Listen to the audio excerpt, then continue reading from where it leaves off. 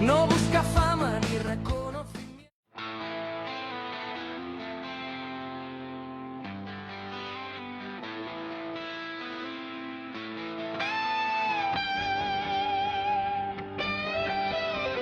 Esto es Cava Up, el punto de encuentro de la industria del agave, tequila, mezcal e innovación mexicana para el mundo. Encendidas, humo en el salón, una copa en la mano y una copa. Muy buenas tardes tengan todos ustedes y estoy de muy grata presencia aquí con el ingeniero León Bañuelos acompañándome en este su programa Cava Up en vivo, en donde invitamos a los protagonistas de la industria del tequila y del mezcal y desde luego toda la cadena productiva que desee incorporarse en este viaje a el elixir mexicano. Y hoy me place que nos acompañe ingeniero León. ¿Por qué no nos habla un poquito de usted para abrir boca en este programa? Muchísimas gracias por la invitación. Si quiere acercarse un poco más al micrófono. Okay. Muchísimas gracias por la invitación. Soy León Bañuelos Ramírez. Soy el segundo de una familia de 8 miembros, parte de mi papá y mi mamá. ¿Cómo nacimos en el tema del tequila? Tuve un papá muy metido en la cuestión de la industria. Él era productor de dulces de leche. Llegó a Arandas en los años aproximadamente 40, 45. Y de ahí nació mucho. Él era un hombre de rancho. Y todo nació porque él empezó a plantar agave antes de que producir tequila. Sí. El tequila le nace después del año 79-80, cuando vende la fábrica de dulces. Yo en aquel entonces tenía aproximadamente 17, 18 años de edad. Sí. Y hay un no compete que no podía regresar al dulce. Okay. Yo ya trabajaba con él y me dice, oye, ¿qué vamos a hacer? Uh-huh. Digo, oye, papá, ya existe la fábrica de tequila que no tenía una marca.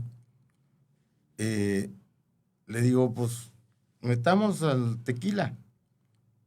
Sí. Dice, ¿y qué sabemos del tequila? Tomárnoslo. Que eso era lo más maravilloso que existía en aquel momento. Sí.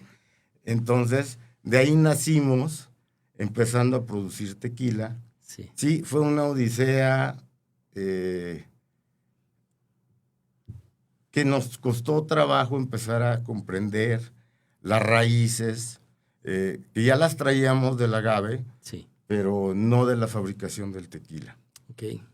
Empezamos a comercializar y nos empezamos a encontrar con muchos problemas en el camino, que es cierto, cuando no conoces la cocina, Sí. el mole te sabe a fresa y luego te sabe a mole, Sí. y luego te sabe a chocolate. Entonces empezamos a aprender y llegamos a producir un tequila que llegamos a uniformarlo, que eso es lo más importante, creo yo, cuando encuentras un perfil y consérvalo. Sí. Empezaron con el tequila blanco a la usanza, digamos, de aquel momento, porque hoy ya ha cambiado mucho. No, era al revés. Ok. En la época que nosotros empezamos en la industria tequilera, el 85% del tequila se vendía reposado. Ok. Veníamos arrastrando una tendencia voy a hablar de una marca que se llama Herradura, Sí. que la verdad lo reconozco, fue la primera empresa que empezó a sacar el tequila reposado. Sí. Y el 85% en aquel tiempo era lo que se vendía, reposado. Cazadores nació como un tequila reposado. Fue una experiencia bien padre, porque sí puedo decirte que nosotros fuimos los impulsores de empezar, que no es un tequila de reposado de 7 meses. Sí. Cumplíamos los 60, 70 días Sí. y vámonos a envasar. Digo, afortunadamente fue una empresa muy exitosa, pero sí tuvo mucho que ver en la innovación.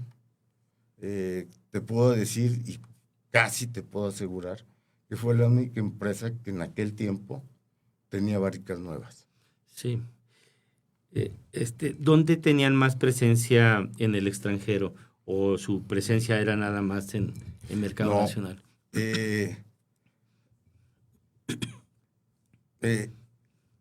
Yo creo que era 90% nacional, Ujú. 10% Estados Unidos. Sí. No vendíamos más en otro lado porque sí, o sea, yo digo hoy en día, oye, cometimos un error, debíamos de haber mandado más a otra parte del mundo. Pero mi papá era una persona que decía, no descuides el mercado nacional. Y así lo cubrimos y así nos lo marcaba, ¿no? Entonces, casi el 90% era mercado nacional. ¿Y cómo fue la creación de su logotipo? ¿Se acuerdan? Es una historia un poco,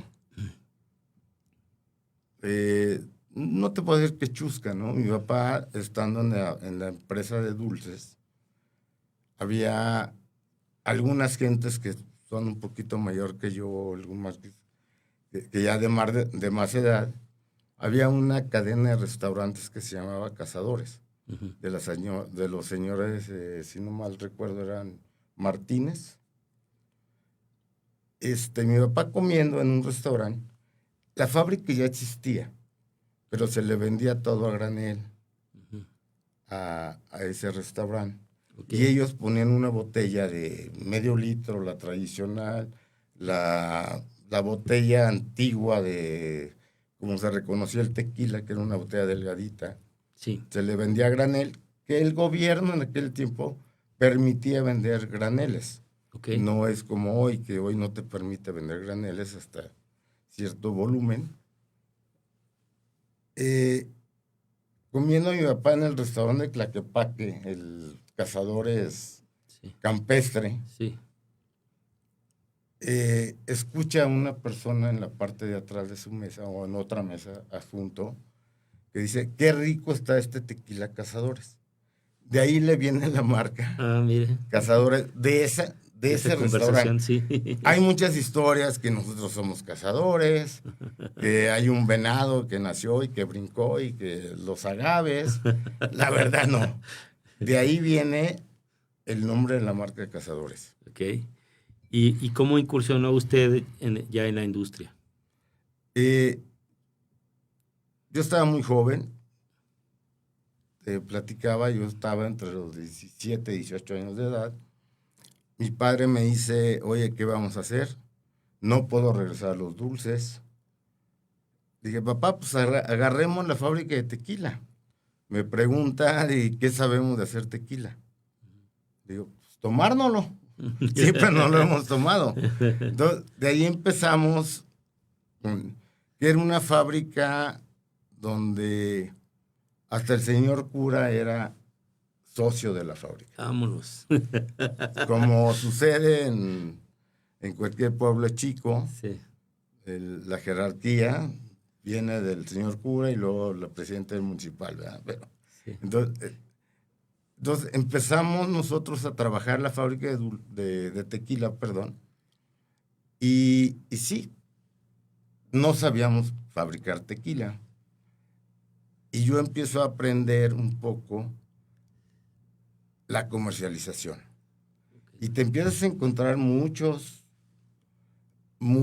tropiezos porque no teníamos una identidad, no teníamos un perfil. Vendíamos un día un tequila sabor a fresa, otro de sabor a chocolate, y eso te empiezas a tropezar en el camino. Y como yo estaba mucho en la calle, al grado que llego y le digo a mi papá, oye papá, necesitamos agarrar el control de la fabricación del tequila, Sí. porque un día te sabe a fresa y otro día te sabe a chocolate. Yo no puedo salir a vender una cosa que te prometo que te vas a ver a eso. Entonces, de ahí empecé y empezamos mi papá y yo. Mi papá era un agente muy industrial. Dice, pues, tienes razón. Empezamos a ver que la fábrica pues tenía muchas deficiencias. El proceso no se hacía como se debería de hacer, continuamente igual. Sí, Entonces, de ahí empezamos a trabajar sí, hasta llegar a lograr y decir, este es el perfil que nos interesa. sí. Y, y ese fue el que se quedó hasta los años 2002, Ok. aproximadamente. Y prácticamente se mantuvo en la comercialización, o quién era el que estaba atrás como maestro tequilero, y cuáles fueron digamos, las barreras que tuvieron en ese entonces, ¿se acuerda? No, claro que me acuerdo. No, yo aparte de la comercialización, yo me dediqué más a la industria, a la fabricación, Ok. a hacer experimentos, el incursionar la música en la fermentación. Quiero reconocer a un gran maestro que tuve, el ingeniero Leopoldo Solís Tinoco, Sí, que para mí fue una persona que en su momento lo reconozco, que fue el que me impulsó a ser fabricante de tequila, no vendedor de tequila. sí, Que hay una gran diferencia. sí, sí, Ser fabricante o ser vendedor. sí, Porque él fue el que me dijo, todos los días hay que levantarte temprano, todos los días hay que ir al campo, todos los días hay que ver el sol, todos los días hay que ver que llueva. Entonces le aprendí mucho. Siempre decía, hijo, el número 1 se escribe un palito. Es el más fácil de hacer y lo puede hacer cualquier niño en la edad. Sosténlo y hazlo toda la vida. Ser el número 1 es padrísimo, sí, pero sosténlo. sosténlo. Entonces, algo que aprendí de mi papá fue ese orgullo que siempre tuvo, ese orgullo de decir, queremos ser el número 1. No pensábamos que íbamos a llegar donde llegamos, también soy sincero, ¿eh? Nosotros, la producción de tequila en aquel entonces, para nosotros era 300 litros. Llegamos a decir, papá, pues donde lleguemos a 1000. Va. Llegamos a 60,000 litros diarios de Ah, tequila. hijo, muchísimos. Sí. ¿Y cómo fue después el proceso a ahora tener otra fábrica que se llama El Mexicano?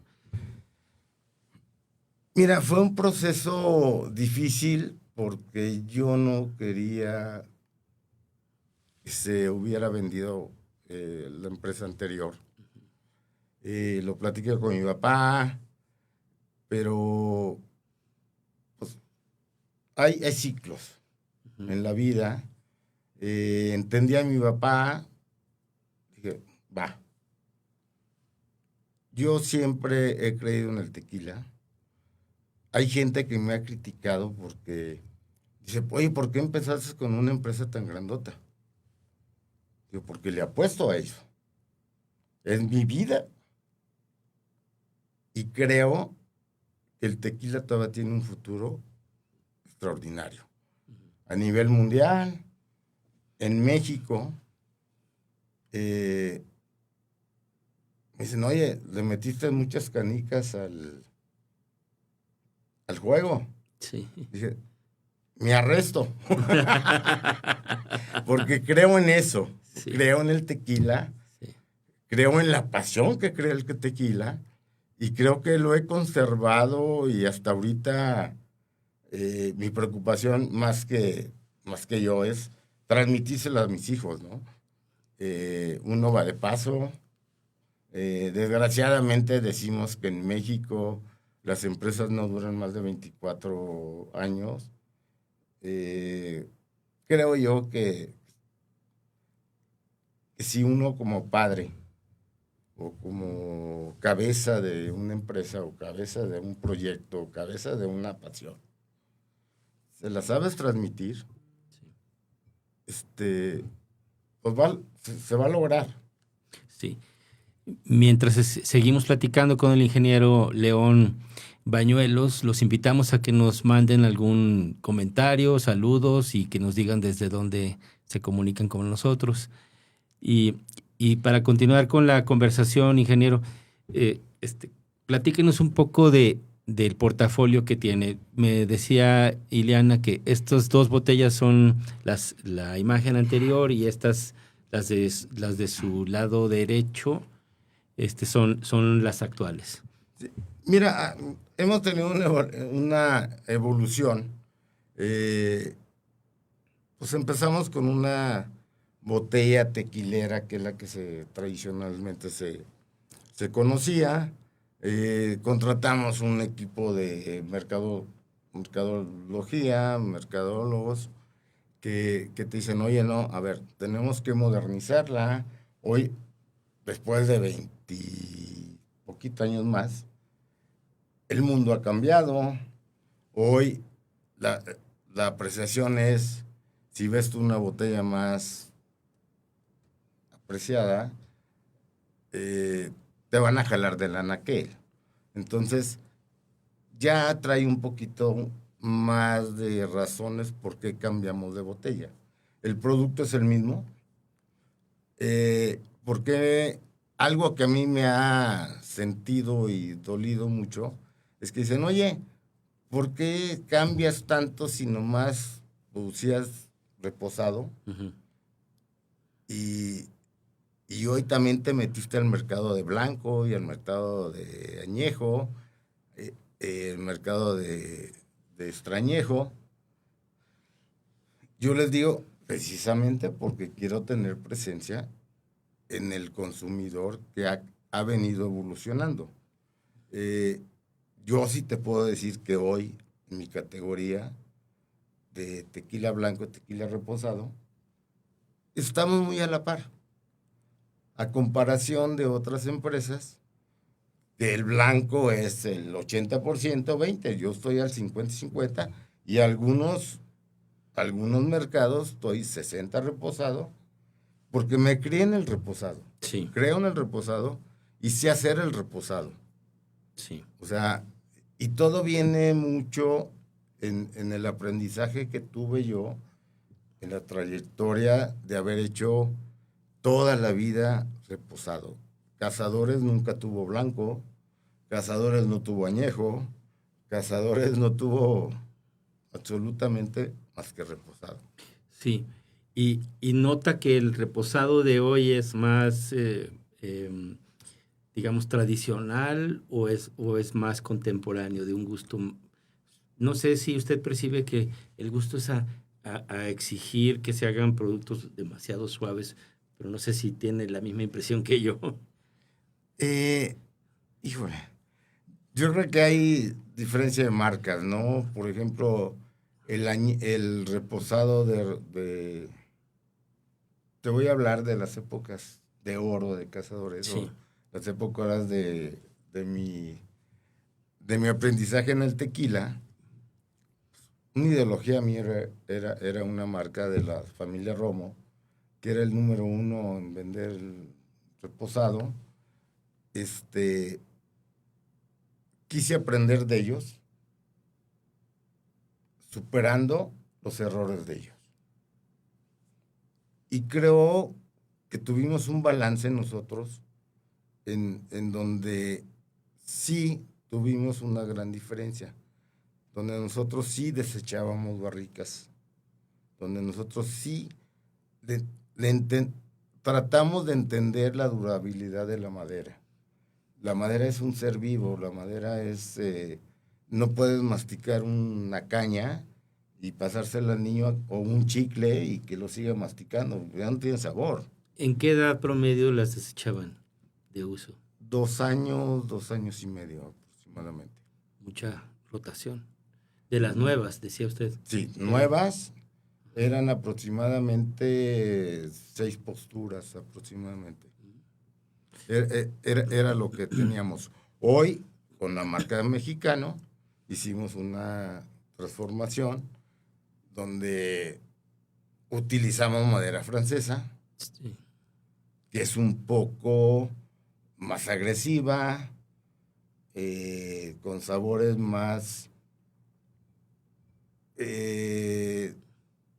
secos, porque la madera americana te da muchos sabores más dulces y la madera francesa te da sabores, para mi gusto, porque luego de repente me dicen que hablo de más, entonces, pero para mi gusto, la madera francesa te da sabores más anises, bueno, no anises, a clavo, eh, Pimienta, canela. pimienta, canela, Ujú. a lo que te da la madera americana. La madera americana, quizá por los climas, Sí. quizá por el proceso, te da diferentes Y sabores. ahorita, ¿en qué países tiene más presencia? Estados Unidos, En Estados Unidos. Canadá, estamos mandando a Japón, Costa Rica, próximamente estamos abriendo, bueno, México obviamente, Sí. estamos abriendo Colombia, Europa y también tenemos en Asia, aparte de Japón, estamos abriendo ya ahorita un mercado. ¿China o a dónde? No, Corea del Norte. Corea del Corea del Norte. Sur, perdón. Ah. Corea del Sur. Corea del Sur. ¿Y ha explorado África o todavía no está en su...? Tenemos en la India algunos convenios ahorita que estamos. La India, África todavía no hemos explorado. El Congo, ahora que llegó el Mundial, Sí. que jugó el Congo, tuvimos la visita, afortunadamente, de recibir al embajador del Congo, lo tuvimos en la fábrica, está muy interesado en experimentar, pero sus religiones, sus regiones, le digo, porque me dice, oye, ¿por qué no ponemos un tigre ahí en la botella? Digo, oye, diseñemos una botella para esas regiones que todavía estamos experimentando, ¿no? Sí. ¿Le parece bien si empezamos a Claro que probarlo? sí. Sí. Y mientras nos platica cómo llegaron a este tequila blanco. ¿Qué distingue a por su personalidad? ¿Qué diría usted? Mira, es un tequila donde vas a encontrar notas de agave,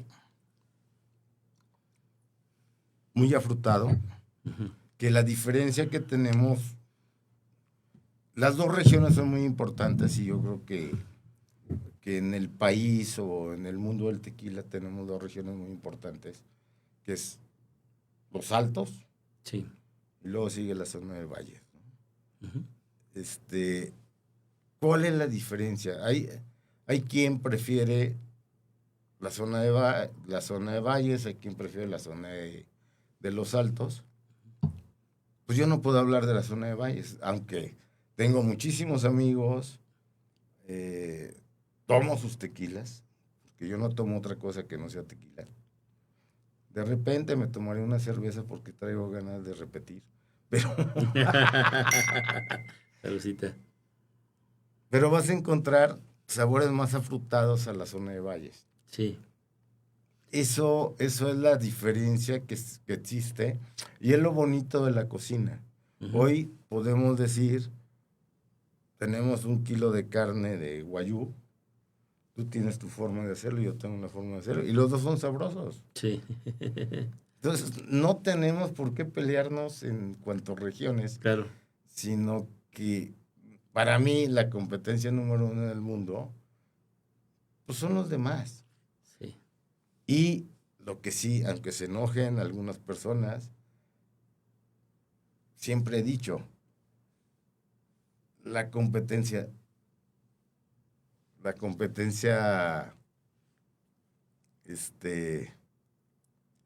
que ya me lo prohibieron que lo diga, pero desleal. La competencia es leal, que de repente ves 100% de agaves y dices, oye, ¿cómo le hacen para vender eso, no? Sí, Eso, y no estoy hablando mal de nadie. Todo mundo podemos hacer lo que podemos hacer, pero eso no se vale. claro.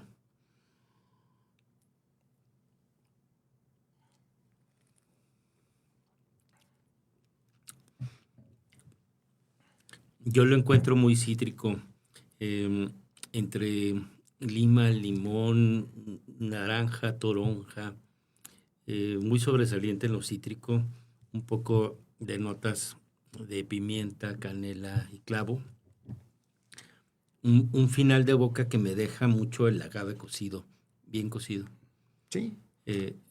Me parece que es un gran tequila, ¿verdad? Gracias. Sí, es un gran tequila. Gracias. Y se nota la elegancia porque yo no lo percibo tan abrasivo, sino No. con un grato Creo que, final de boca. exactamente, creo que lo que hemos tratado de lograr es un tequila que puedas degustar, Sí.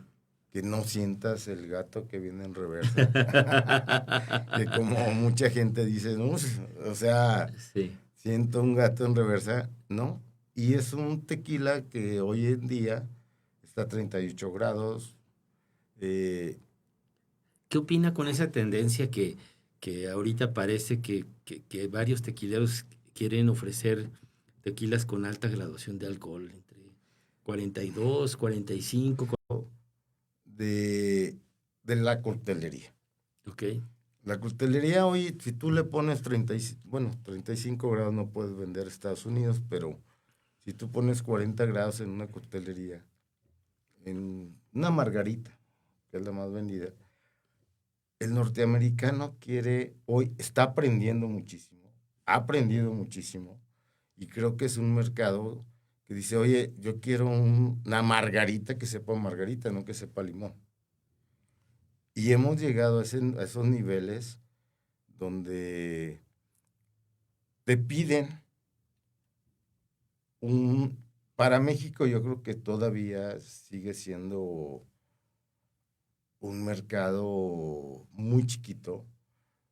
El único producto que tiene años de venderse era 46 grados, que es de la familia Romo, que era un tequila blanco de 46 grados, que digo, yo creo que hoy en día es difícil de tomarlo. sí. Hoy, pues hasta el azúcar ya la queremos más suavecita. Sí.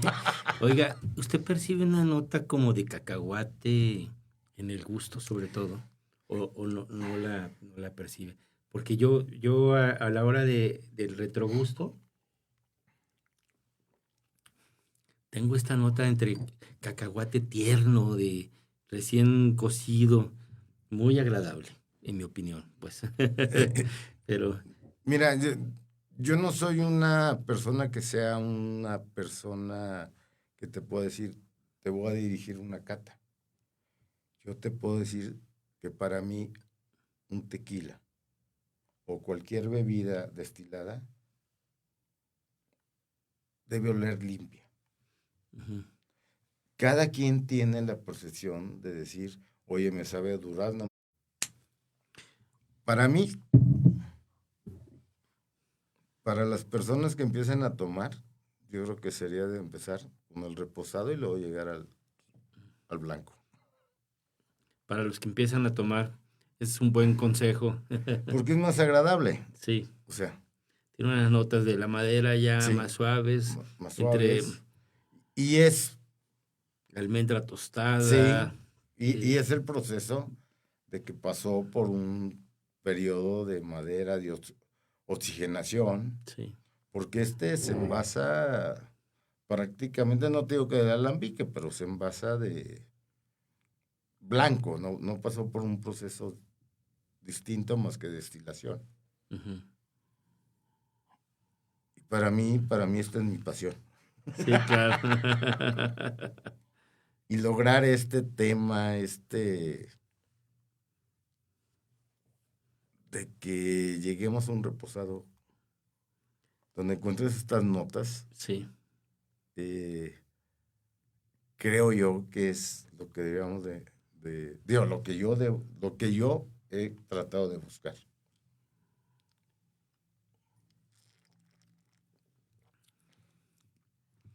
Unas notas de canela, de vainilla, cacao, un Poco de dulce, poco de dulce del agave, del Sí. agave cocido. y no se pierde uno con Sí, otro. sí. O sea, si no partimos de aquí de un buen agave, Sí. de un buen tequila, no podemos llegar a esto. Tiene una personalidad muy elegante, es tersa, el final de boca no se siente nada abrasivo, en mi opinión. Claro que sí. Está muy, muy Gracias. bien logrado, la verdad, Gracias. muchas felicidades. Gracias. Y mira, hay algo que por ahí de repente discuto con amigos Sí, que tenemos, que me han dicho que ellos tomaban cazadores reposados. Le digo, no es posible. Digo, cazadores blancos, perdón. sí, Que no es posible. sí. El cazador blanco nunca existió. Le manda saludos su amigo Jorge Padilla. Ok. Y dice que muchos saludos. Y también un gran saludo y reconociendo que es el mejor tequilero de Arandas, Alfonso Orozco. Qué gracias. Y Muchas gracias. platícanos cómo visualiza el futuro del tequila. ¿Cuál es su manera de verlo? Mira, el tequila ya fue cuando nosotros iniciamos, pues fue una carrera de, oye, le metes 3 pesos más a la fábrica, no se los metes. Era una incertidumbre, como decir, oye, sí va a ser una bebida que se queda, va a ser una bebida que no se queda. Había mucha, Polémica. pues, incertidumbre. Ujú. Como decir, oye, saqué un pay de plátano y gustó, pero Sí. seguirá gustando. Sí. Hoy no. Hoy el tequila creo que es una bebida que ya se queda Ok. a nivel mundial. Sí. Ya somos categoría a nivel mundial. Hoy las empresas internacionales ya le apostaron, ya le metieron, pero esto yo creo que empezó a iniciar en los años 92, 93, cuando el tequila empezó a tomar un nivel de categoría de destilados a nivel mundial. Creo que el tequila debe estar catalogado en el número 1. La plantación no la cosechamos toda la vida. Es una planta que la ponemos, nace, crece y se muere. ¿Ustedes tienen abasto propio No, o dependen de no. terceros? Mi padre siempre fue un consejo que siempre me dio, siempre nos dio a mis hermanos, fue decir, sé amigo del agricultor. Lo que coseches, regrésalo. Sí tenemos plantaciones de agave, no por buscar ser autosuficientes. Es más, creo que hay compañías que es más caro ser autosuficientes que comprar. Ujú. ¿Por qué no regresarle a la gente lo que tú puedes cosechar? Yo siempre he tenido y eso se lo platicaba a mi papá, y mi papá lo comprendió y yo lo decía. ¿Por qué no tiene que tener un valor el campo en el costo que debe de valer tu tequila? Sí. ¿Qué porcentaje? Si tu tequila vale 100 pesos, pues debe de tener un 10, 15% el valor de la materia prima. Sí. Siempre lo he pensado y siempre lo he dicho. Hoy en día, y se me van a enojar, pero hoy en día los coyotes son los que aprovechan el campo. Hay empresas internacionales que están acostumbradas a recibir costales de azúcar, pipas de melaza, no hablo en el agave, o sea, en la industria general, que reciben trenes de maíz. Ujú. El agave se trata diferente. Sí, El agave está en el campo. sí, El agave está en el agavero. ¿Por qué no hemos llegado a esa cultura? claro. Que somos una región. La uva. Ahí sí, la uva creo que debe de tratarse casi igual como puede ser la región de... Como hay Rioja, como hay miles de regiones en el mundo, Sí, que son eso. sí, Hoy tenemos una denominación de origen que no la hemos aprovechado, así es. Estoy de acuerdo. que no la hemos explotado, Sí, que hemos tratado mal a la gente que tenemos que tener como socios, Sí, como claro. amigos. claro. Dice Oscar, se nota que le ponen atención a los detalles y eso se les agradece, sin tanta pose. Gracias. Armando Ortega dice, tengo curiosidad de cómo lidian con lotes distintos, Bernardo, porque el consumidor espera el mismo sabor siempre y entiendo que la naturaleza no se deja controlar igual cada año. A ver, ¿qué opinión le merece? Ok, Oscar, sí hay un problema y sobre todo cuando empiezas a crecer, tienes que empezar a cortar. Me gustaría recibirte en la fábrica algún día para, para explicarte qué es lo que hacemos como industria. Sí, Sí, recibimos en invierno un agave, en noviembre otro agave, en enero, vamos a decir, julio otro agave, sí. ¿Para usted en qué temporalidad es el de octubre que... hacia adelante, Octubre de octubre a mayo. a mayo? Para mí sería la mejor época de cosechar el agave, Ujú. pero el agave no espera. El agave es Claro. un ser vivo Claro, claro. que crece, nace y se muere. Y Dice- si se muere, pues hay que enterrarlo. Dice Renata, Bernardo, cuando hablan de añejamiento, ¿qué señales reales puede identificar alguien común para saber si es calidad o pura madera? A ver, ¿qué diría usted? Eh, hijo, híjole. Bueno, Este, si quiere yo le contesto a ok. Renata. Eh, La norma establece una obligación, una responsabilidad para cumplir por todas las tequileras de cumplir al menos un año en barricas y hasta 3 años, siempre y cuando la postura de el tequila haya vivido este proceso de añejamiento, que también se le llama maduración, entre este lapso, se le califica como añejo. Y el consejo está detrás de cada lote para verificar y certificar que haya cumplido esa temporalidad. Ya el tema de que si te gusta más amaderado o menos amaderado, ya es un tema de gustos y ahí entra lo que tú preguntas con el asunto de si es calidad. Karina Aguilar dice, me cuesta creer que todas las marcas sean tan transparentes y no publican análisis accesibles. ¿Cómo se diferencia su tequila, ingeniero? Yo te puedo decir que es un tequila verdadero, es un tequila hecho con pasión, es un tequila hecho con estilo, buscando un perfil. Hoy de repente encuentras, no voy en contra de las marcas que dicen que son artesanales, yo no entiendo la palabra entre artesanal y bien hecho. Uh-huh. Hay artesanales bien hechos, hay artesanales que no sirven. Uh-huh. Es correcto.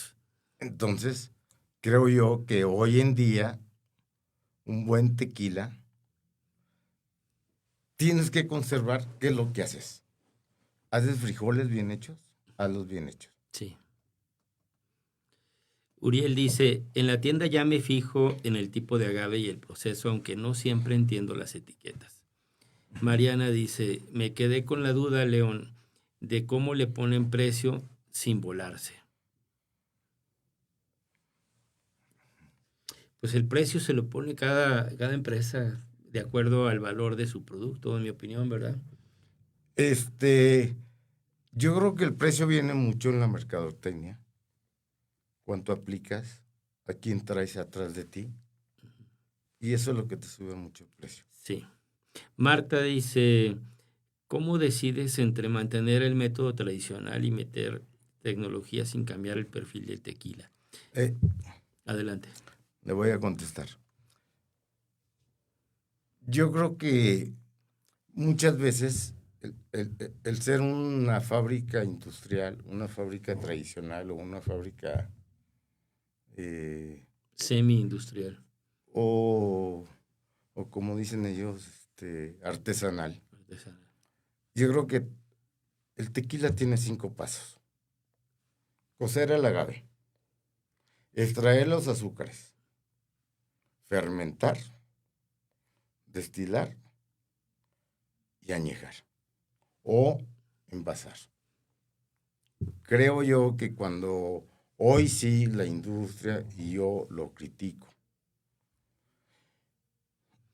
la industria tradicional de mucho volumen se brinca un paso. Uh-huh. No cuoce el agave. Uh-huh. Lo extrae en azúcares en crudo y luego hidroliza. Sí. Y luego destila, que me voy a meter una bronca contigo. Sí. No, pues conmigo no. Sí. Destila en un sistema de destilación de petróleo, que no es petróleo, es una simulación. Bueno, dice Ignacio, la verdad yo casi nunca pido tequila sin hielo en bares. Y sí, es la última que tengo aquí. Ah, no, aquí hay más.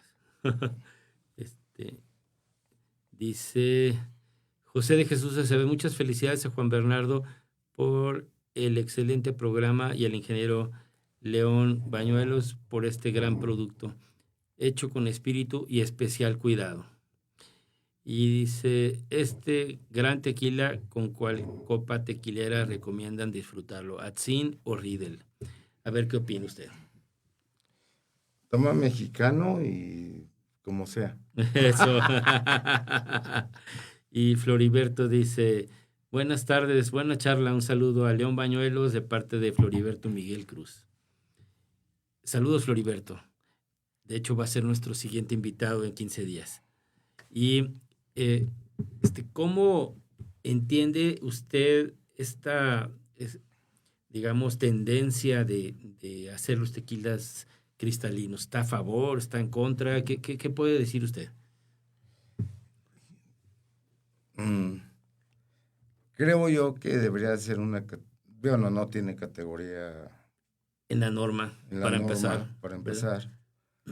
Creo que si hoy queremos tomar un tequila y le podemos poner naranja, limón y lo envasamos, hay un tequila que lo vamos a conocer de hace muchos años, de mis amigos Orendain, sacan un tequila mandrado.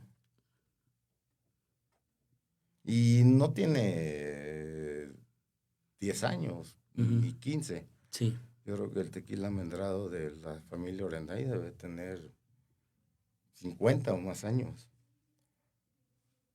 Creo que es una crema de tequila. Por ahí me critican que yo digo que tomar un tequila cristalino, pues, sabe más bueno un rompope.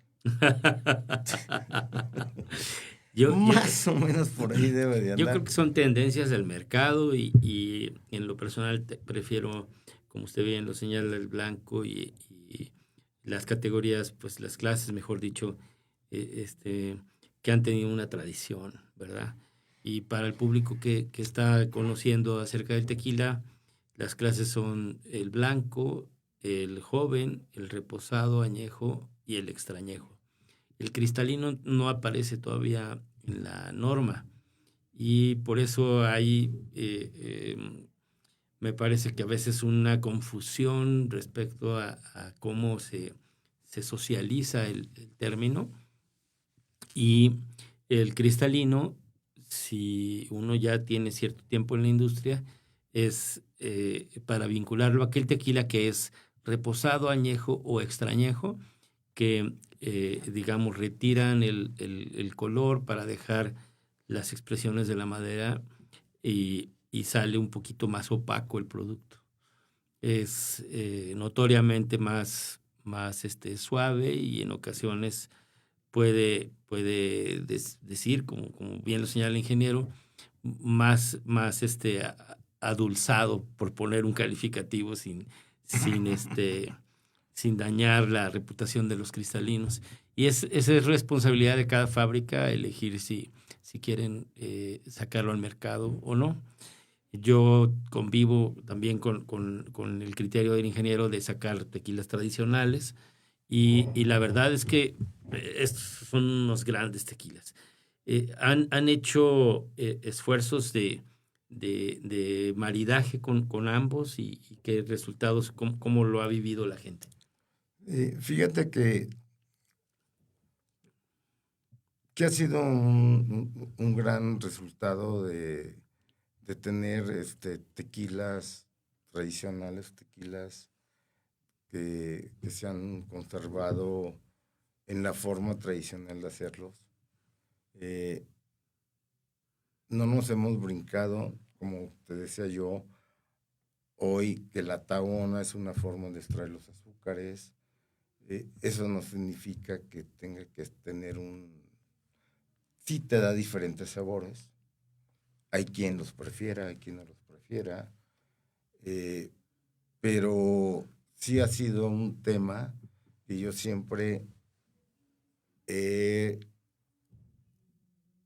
tratado de regir, donde decir, oye, para hacer unas carnitas, para hacer un corte de carne, pues tienes que tener un corte de carne, no puedes tener un corte de soya. Claro.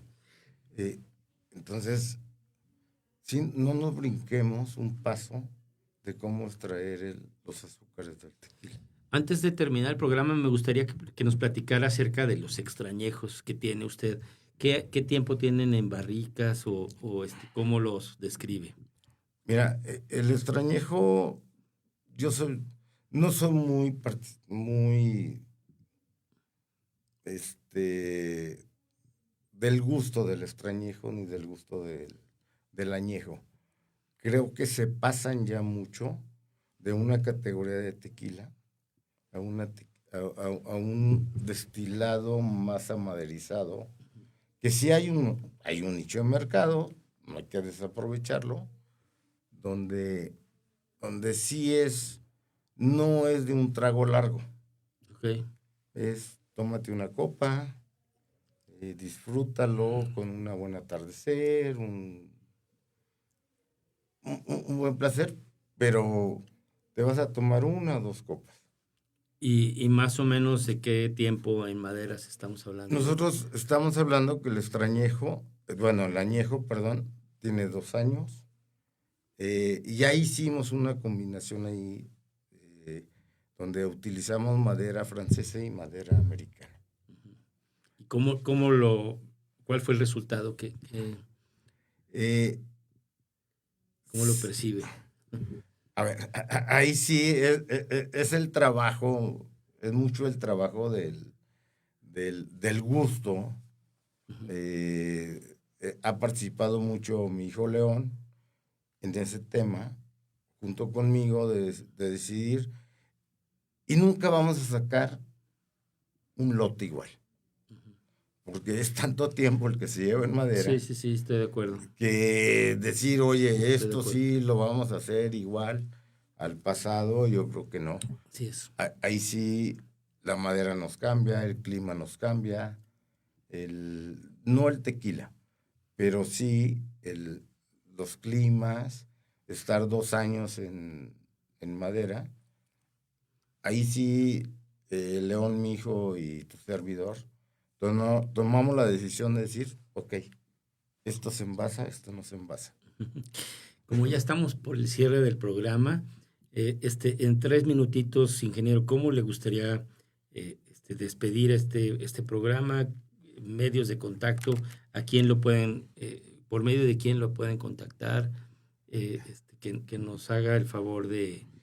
Mira, yo no soy mucho de redes sociales, pero en un momento les paso dónde podemos estar, dónde nos pueden ver en Instagram, en algunas redes sociales. Muchas gracias por acompañarnos. Muchísimas gracias.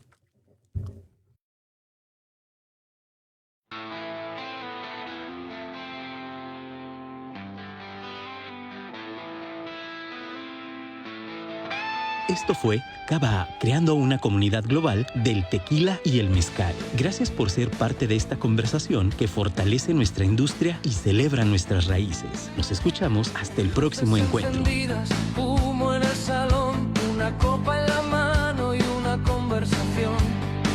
No busca fama ni reconocimiento, persigue la verdad detrás del conocimiento.